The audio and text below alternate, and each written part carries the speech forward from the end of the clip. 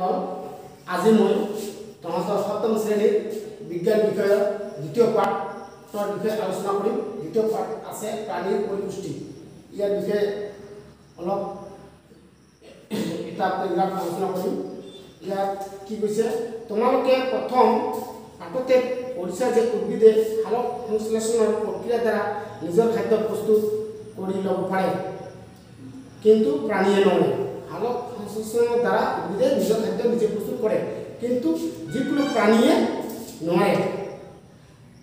প্ৰাণীয়ে প্ৰত্যক্ষভাৱে উদ্ভিদ খায় বা উদ্ভিদ খোৱা প্ৰাণীবোৰ ভক্ষণ কৰি পৰোক্ষভাৱে উদ্ভিদৰ পৰা খাদ্য গ্ৰহণ কৰে।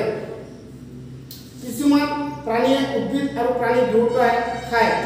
মানুহকে ধৰি সকলো জীৱকে শৰীৰ বৃদ্ধি, পুনৰ্গঠন আৰু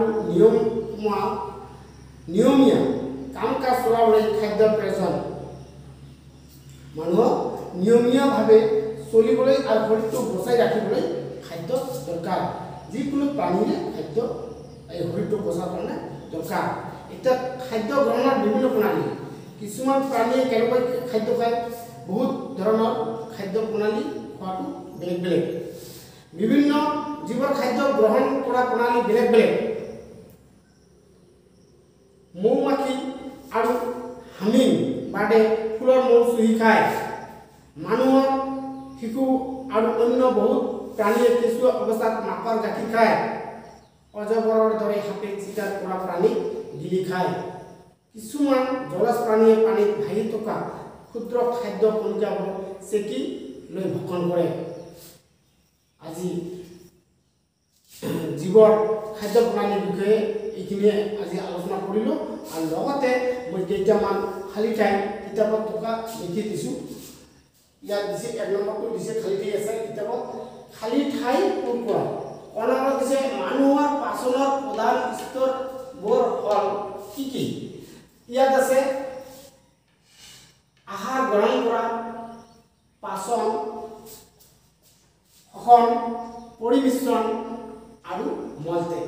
এই যে তলত যে আঁচ দিয়া আছে এইবোৰ খালী আছিল, এইবোৰ পূৰণ কৰি মই লিখি দিছোঁ।